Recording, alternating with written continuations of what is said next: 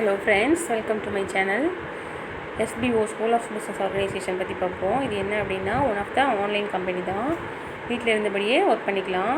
House wife இந்த மாதிரி வீட்டிலேருந்து ஒர்க் பண்ணணும்னு ஆசைப்படுறவங்க, அந்த மாதிரி நிறைய ஏர்ன் பண்ணணும்னு நினைக்கிறவங்க இதில் ஜாயின் பண்ணி ஒர்க் பண்ணலாம். பர் டேக்கு 5 minutes ஸ்பெண்ட் பண்ணால் போதும். 300 வரைக்கும் ஏர்ன் பண்ணிக்கலாம். ஒர்க் கொஞ்சம் ஈஸி தான். இதை தெரிஞ்சுக்கிட்டால் நல்லா ஒர்க் பண்ணலாம். கண்டென்ட் ஷேரிங் அண்ட் போஸ்ட் போடுறது தான். இன்ஸ்டாகிராம், ஃபேஸ்புக், யூடியூப்பில் கண்டென்ட் ஷேர் பண்ணணும்.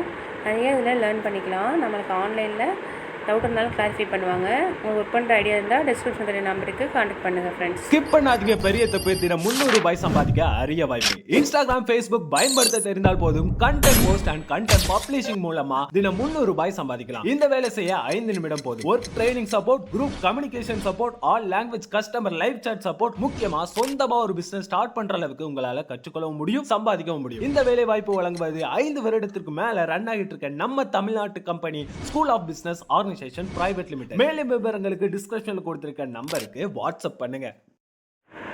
ஃப்ரெண்ட்ஸ், நீங்கள் பிளான்டைன் ஃப்ளவர் வச்சு எப்படி கிரேவி பண்ணுறதுன்னு பார்க்கலாம்.